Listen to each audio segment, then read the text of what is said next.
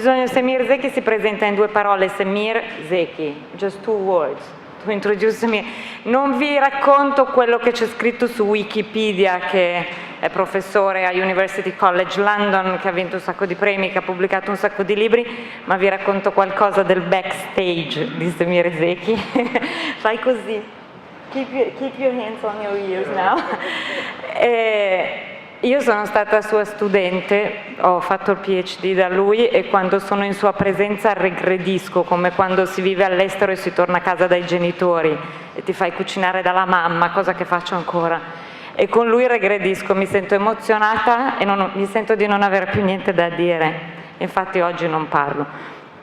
Ma è una persona eccezionale, è stato un privilegio pazzesco essere accolta da lui.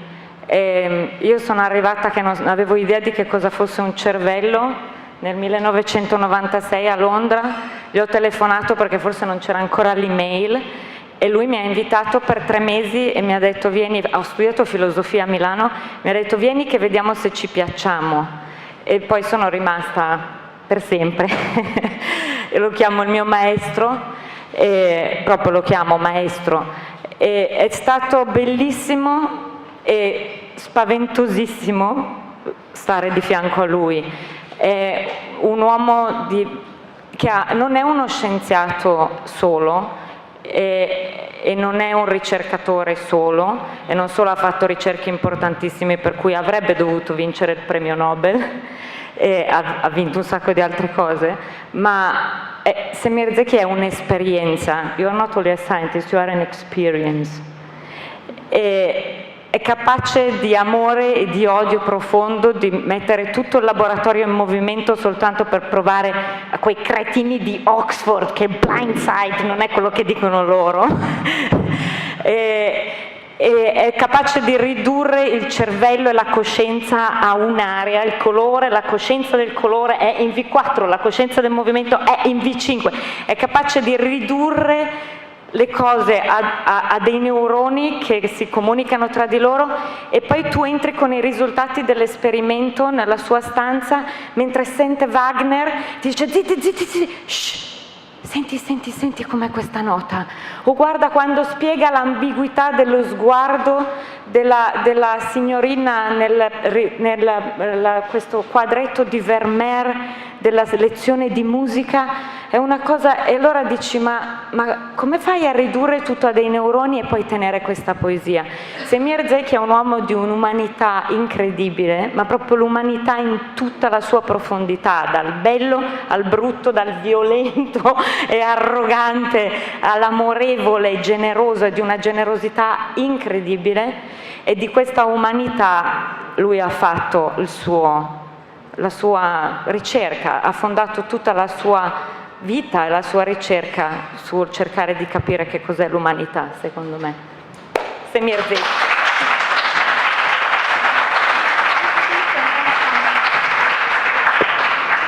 Okay, thank you, Ludovica. Thank you very much. I have to say I did not quite recognize myself in your wonderful introduction.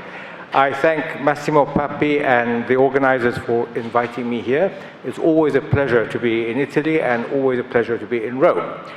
Now, the United Kingdom, my country, is the 2nd country in the world, in spite of its population in terms of number, the 2nd scientific country in the world in terms of productivity, in terms of all the so-called objective factors which you can, with which you can decide these things, 2nd only to the United States. Britain spends about £750 million a year, more than any other European country, on biological research. It spends a lot more on other kinds of research. The British people spend £16 billion a year on beauty. This is just their own beauty. There's their clothes, aftershaves, creams, and so on, and skin treatment. But it does not include beautifying their homes and beautifying, buying beautiful cars or buying beautiful paintings.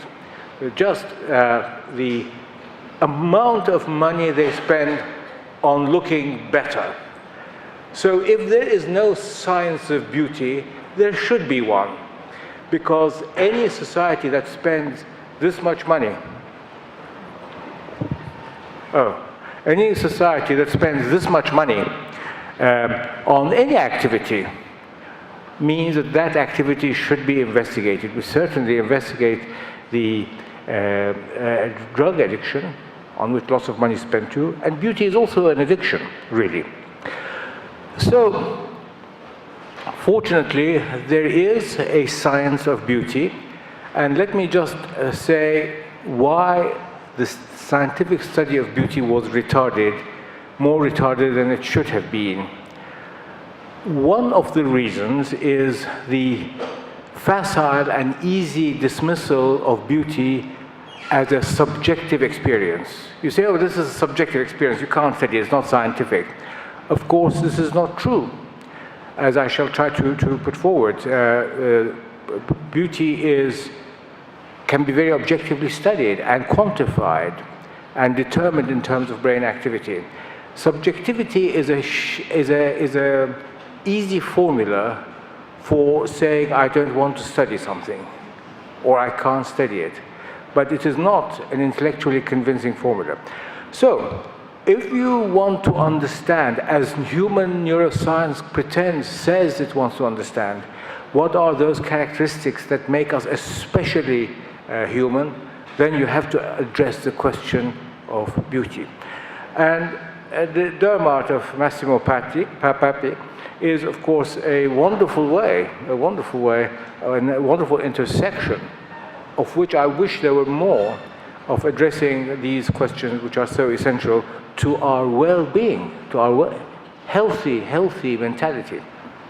Now, let me just say what neuroaesthetics is and what it is not.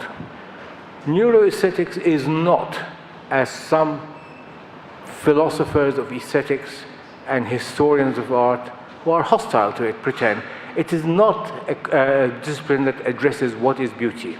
This is too difficult for us. We do not address the question of what is art. Instead, we address the question of what are the neural mechanisms that are engaged when we experience beauty. This is as legitimate a scientific question as asking what are the neural mechanisms that are engaged when we see faces or when we perceive colors. No more difficult, no less difficult. And once you accept this, then you move away from the hostile environment of the philosophers of aesthetics and art historians who criticize neuroaesthetics because they don't understand what our aims are. Our aims are not the same as theirs.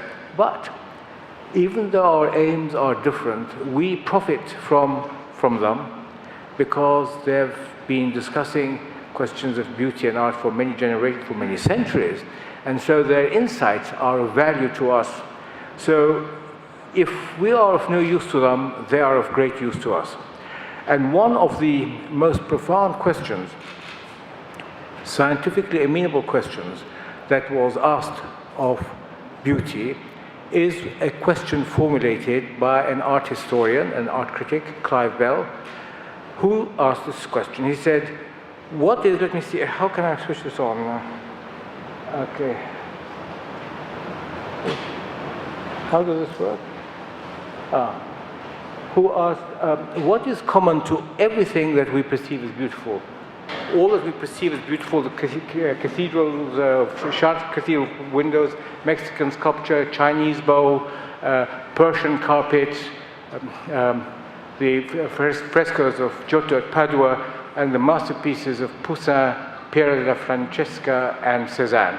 Now this is his list, it's not mine. So he says, if you can tell me what is common to everything that we perceive as beautiful, then you will have essentially solved the problem of aesthetics.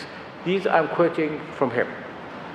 He said, moreover, when you want to do that, and this is very critical to understand this, when you address this question, you must not ask an art historian or a philosopher of aesthetics because they know too much.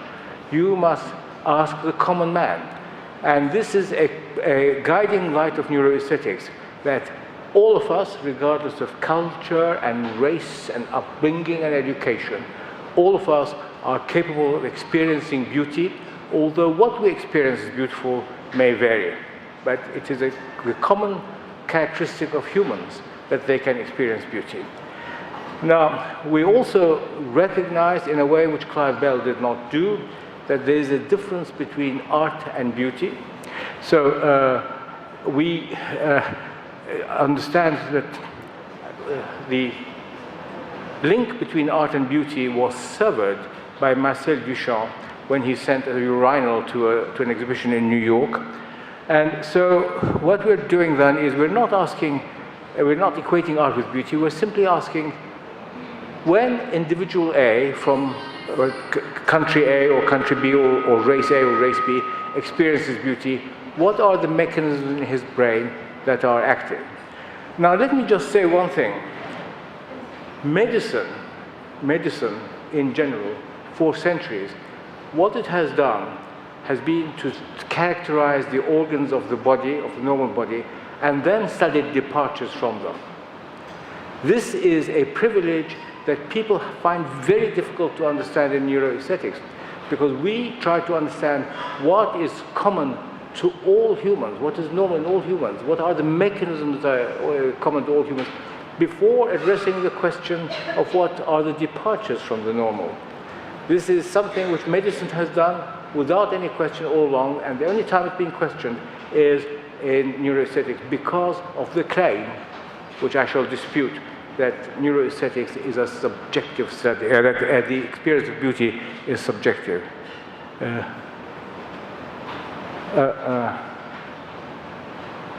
I'm gay. No. So, so this is going back. Oh, yeah. Right, I've got it now. So, for those who may not be conversant with the methodologies, it's relatively quite simple. You get people to look at paintings or listen to musical excerpts and rate how beautiful they experience something to be on a scale of 1 to 10. And then you take them in the scanner, they view these things again and re-rate them, and you determine the change in blood flow in different parts of the brain. Now the principle is this, that when areas of the brain are especially active, more blood is channeled to these areas, and the difference between oxygenated and deoxygenated blood, with different magnetic properties, can be detected by scanners around the head. That's the basis of functional magnetic resonance imaging. And this way you can determine which areas of the brain are especially active when you experience beauty. So, when you ask subjects to rate things according to beauty, you find that most, but not all, would rate this, which is by Ang as beautiful. Not all of them, but most of them thought this is beautiful. And most of them rate this by Lucian Freud as ugly. Now, this is a great painting. Lucian Freud is a great painter. And it projects truth about decay and decadence and the passage of time. But the important thing is that during the experiment, the subject did not experience these things, this painting to be beautiful, all right? And then if you move to music, this next piece by Ligeti, the violin concerto of Ligeti,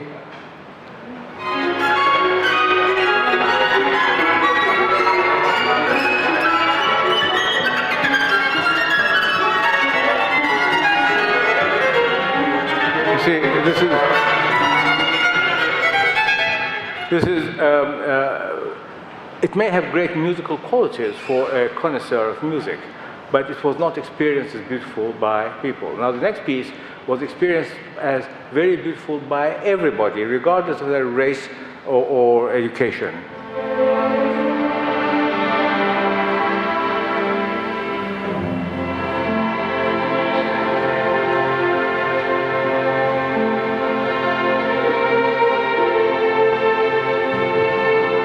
This is, of course, the Adagio from Mahler's Fifth Symphony. So, if you look at the brain, and look at the regions of the brain which are active when people look at visual stimuli, paintings, you find that there's a region at the back here, which is the visual cortex, which is active. On the other hand, when they listen to music, it's the auditory cortex. But when you look at the areas of the brain which are active when people experience things that are very beautiful, you find that with visual beauty, there is this part of the brain. There are many other parts, but there is this, especially this part, which is part of the emotional brain, the medial orbitofrontal cortex. And with auditory beauty, musical beauty, the same area of the brain is active. So there is one area which is active in response to both musical and visual beauty. So, step one in addressing the question that was raised by Clive Bell, what is common to all that we experience as beautiful? He gave only visual examples, we add to it musical examples, and we say that there is one common area which is always active when you experience beauty. Now, there is a category which has never been recognized in philosophies of art, which is beauty from sorrow. We were inspired to study that as well from the end of the letter that Oscar Wilde wrote to his lover, Lord Alfred Douglas, in which he said, I quote, he said, "You came to me to learn the pleasure of life and the pleasure of art. Perhaps I was chosen to teach you something much more wonderful, the meaning of sorrow and its beauty."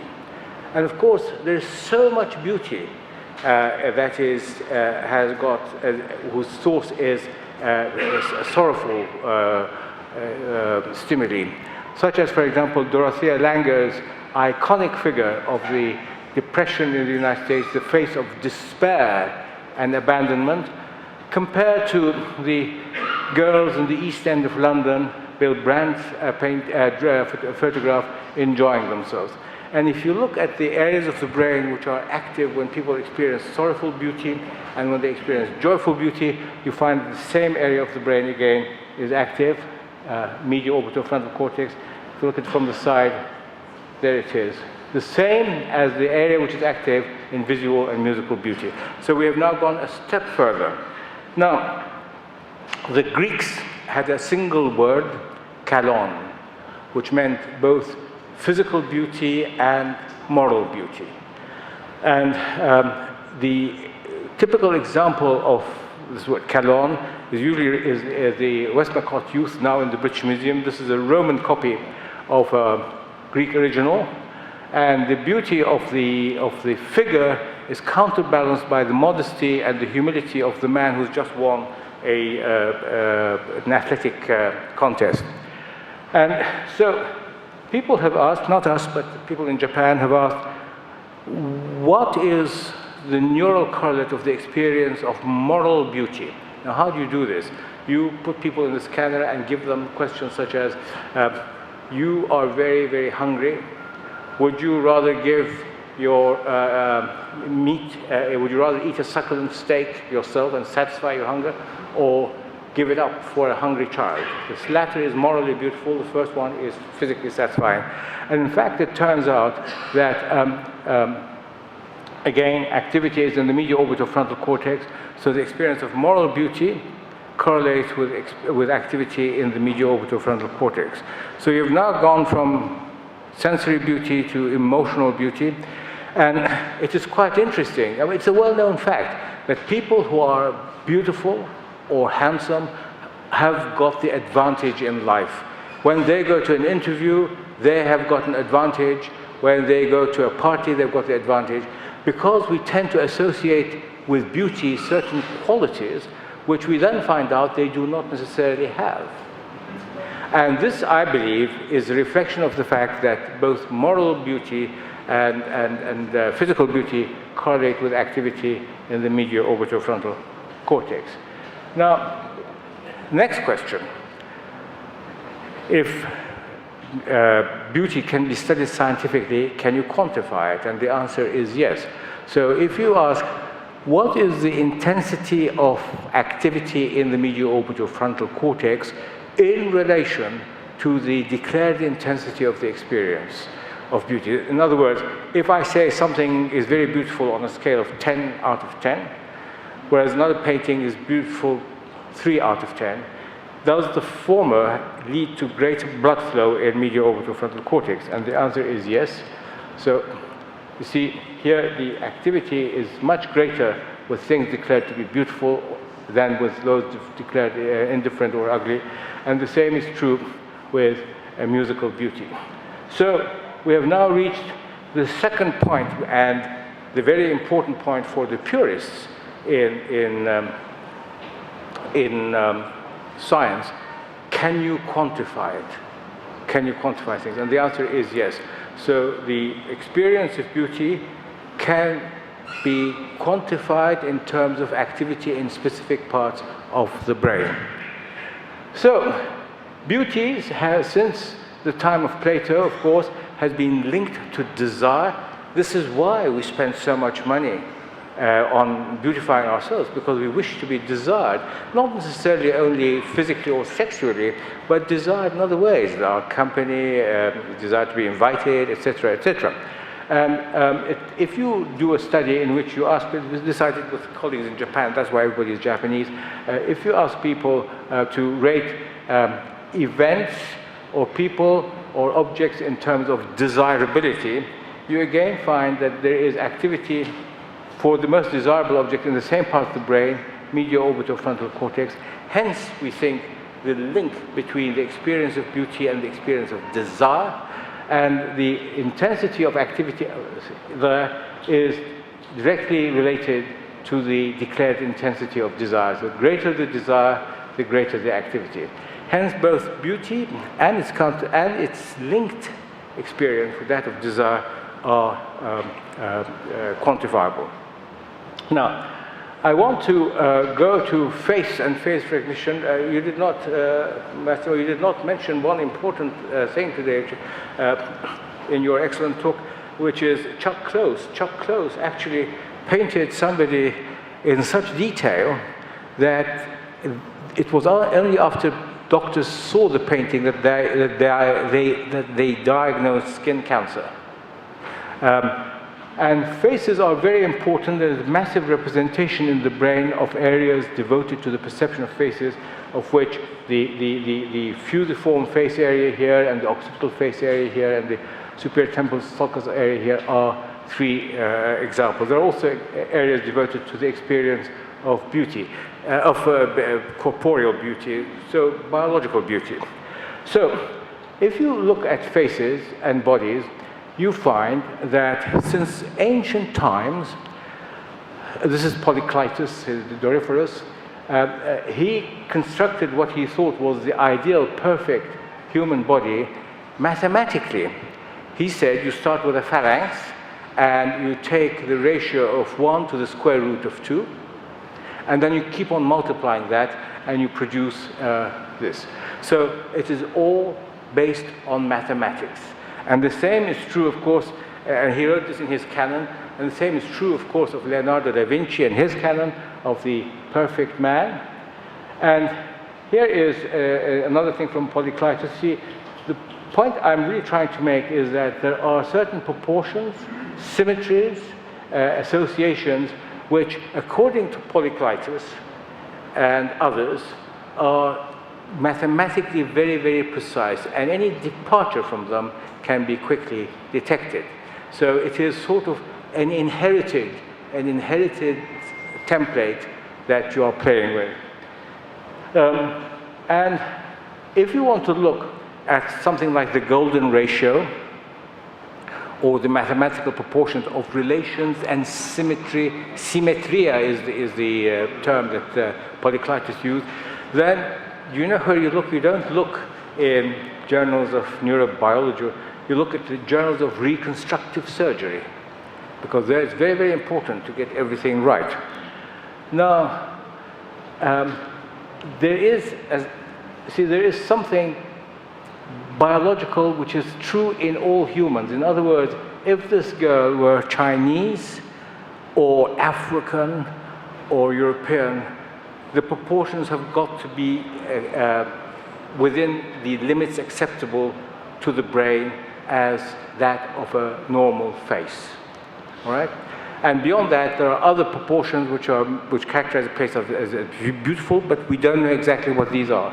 This is very different from artifactual beauty, This building is, I think it's in Hong Kong, I'm not sure, but this is a building which got a prize, but there is no template in the brain for beautiful buildings. And not everybody sees this as beautiful. I don't see it as beautiful, but it got a prize, so somebody must see it as beautiful. This is another prize-winning Chinese architecture, which I find quite hideous, but it's again prize-winning. This one is quite nice, but some people dispute that. But look at Frank Gehry. I think Frank Gehry is a genius, but he's being described as the worst architect in the world. So again, there's the divergence of views. But if we come again, Frank Gehry, I think he's a fantastic architect. But if we come to biological beauty, I think who here thinks that this is an ugly woman? Raise their hand. And who thinks this is an ugly woman? See? Now, since I've got to respect genders, who thinks that this is an ugly man? And who thinks that this is an ugly man? So I'm going through different races. There is a unanimity. There is, when you find these pictures beautiful, you can assume universal assent. When you go home and you say you met a beautiful woman, and they say, who is she? Let me see it. You can show the picture and you will assume, and you will assume correctly, that everybody else would see them as beautiful, just as beautiful. Now, I want to give you Francis Bacon, one of the greatest of English painters, wanted, he said, to give a visual shock. We can put the volume a bit louder if you don't mind now, but I want you to hear him say, I wanted to give a visual shock. I want to give you a shock. Now, shock, you could say, is a form of expression. But what expression it is, I don't know. It's a visual shock. It's not a shock about, it's not a shock that you can get from the store. It's just a visual shock. See, I want to give a visual shock, he says. I don't know what it is. I just want to give a visual shock. And he says, this is not something you can get from the intellect. It's something that comes before the intellect. Because I made images that intellect could never make. I've made images that the intellect could never make. So how did he give his visual shock? He gave his visual shock by really trespassing over the brain's template version of what a face should look like. These are supposed to be beautiful faces, but the vast majority of people do not see it like that. The first retrospective of Francis Bacon in New York in 1953 was described as a chamber of horrors. And the last one in London in 2012 was described as a view of private hells.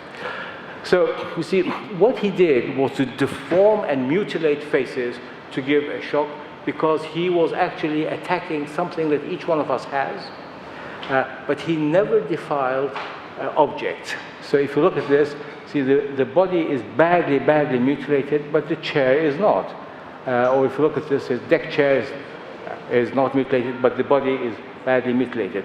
And that's how he achieved, by attacking something which is biologically inherited and which is common to all humans.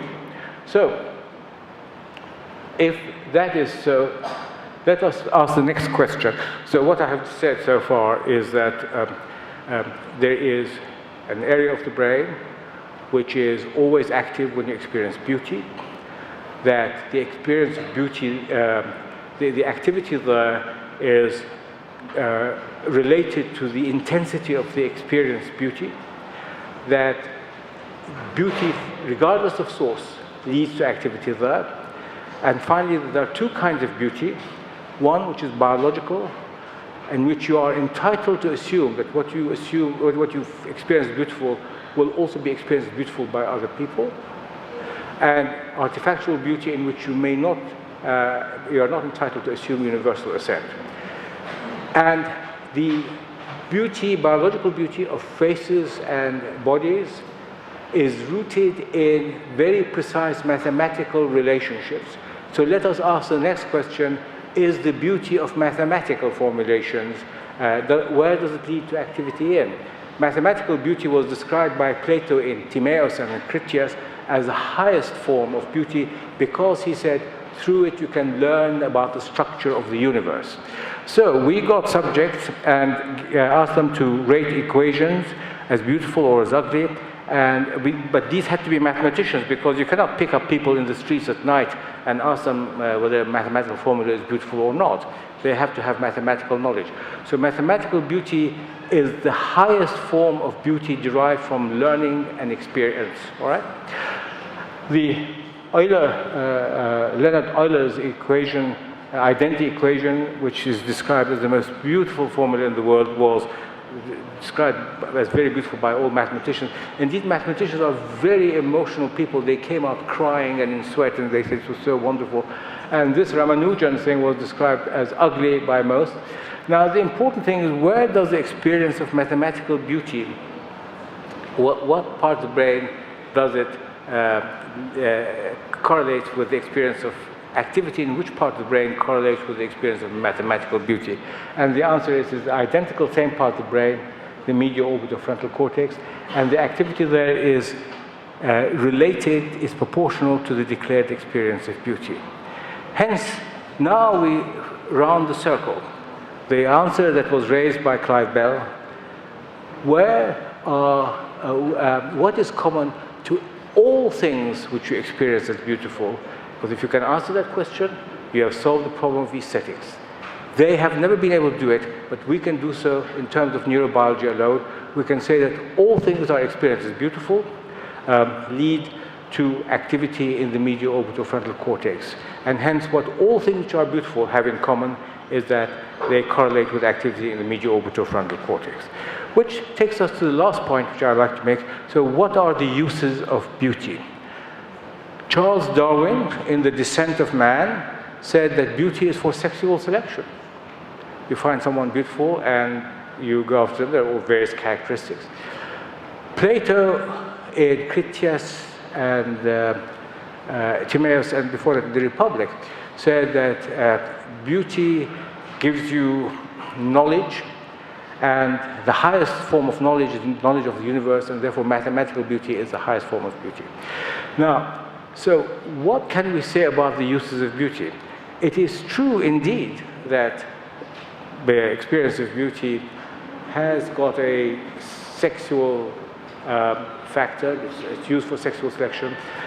But it is interesting to recall what happened in 1915 and 1916, a seismic event in world science. Albert Einstein published his theory of relativity, general and special, and Paul Dirac in 1932 wrote a paper saying that the theory of relativity imported beauty into mathematics to an unprecedented degree, because the equation, the formulations of relativity of Einstein were very difficult to understand, but they were accepted because of the beauty of his mathematical formulations. And Paul Dirac, very eminent British physicist, Paul Dirac said that from the time of Einstein onwards, if you want to decide about the truthfulness of a mathematical formula, you have to decide on the basis of whether it's beautiful or not. Before that time, you decide on the basis of whether it was simple or not. But since Einstein, you've got to decide whether it's beautiful or not, which will give you an indication of the truthfulness of the mathematical formula. And it is a fact that we have used, not we, when I say we, I mean physicists, have used mathematical formulas to detect all sorts of things.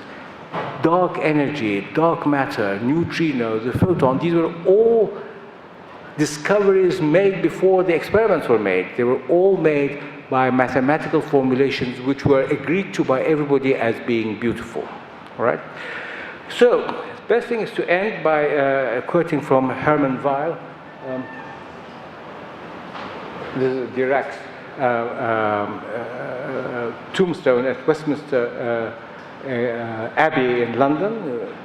And the best, I would like to end by telling you about Hermann Weyl and Albert Einstein. Hermann Weyl was a brilliant, brilliant mathematician, Swiss-American, and he said, in my work, I always try to combine truth with beauty. But if I have to choose between the two, I will always choose beauty. Notice that he's dividing truth from beauty. Now, he worked for 10 years on a mathematical formula to try and reconcile the electromagnetism of James Clerk Maxwell with Einstein's theory of relativity. And at the end, he achieved something, a formula which he thought was very beautiful. He sent it to be published. It was sent to Einstein for review, and Einstein said, "You can't publish this. It's against all the known facts." So they sent it back to him, to Weil. And Weil said, "It may be against all the known facts, but it is beautiful, so publish it." So they published it, and believe it or not, 10 years after the publication of Weil's article, with the advent of quantum mechanics and particle physics, it was found that all his formulations were correct, and now it is published without the objections of Einstein. A triumph, you might say, of beauty over truth, but there's a better way of describing this. It is what John Keats said: truth is beauty, beauty is truth. That is all you know and all you need to know. Thank you very much.